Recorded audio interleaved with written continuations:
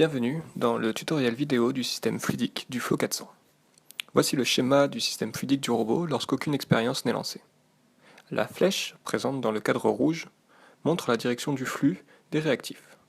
La pompe de l'automate peut fonctionner à 3 vitesses différentes qui peuvent être paramétrées dans le logiciel. Une vitesse rapide, une vitesse moyenne et une vitesse lente qui est utilisée pour la majorité des protocoles. Les tankers sont nommés par la lettre T et le chiffre associé. Ils sont visibles dans le cadre rouge. Les flowcells, quant à elles, sont représentées en bleu et nommées par la lettre F et le chiffre associé. Les sondes sont nommées par la lettre P et le chiffre associé. Chaque numéro de sonde correspond à une flowcell. Ainsi, P1 est associé à F1, P2 à F2, etc.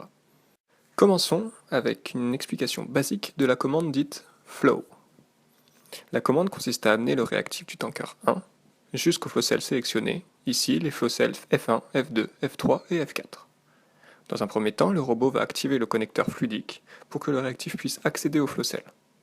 Le réactif est ensuite envoyé dans la poubelle, dite waste, durant le temps paramétré.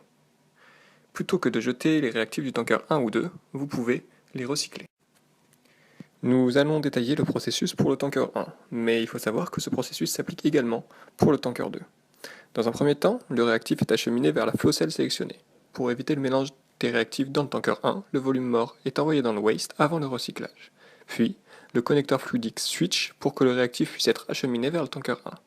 Le réactif va ainsi être cyclé dans le tanker 1 durant la durée paramétrée. Les sondes peuvent également être recyclées. Pour cet exemple, nous allons cycler les sondes incluses dans le probes 1 qui vont être mises dans la flowcell 1. Pour obtenir ce processus, le robot a besoin de changer les connecteurs indiqués en rouge.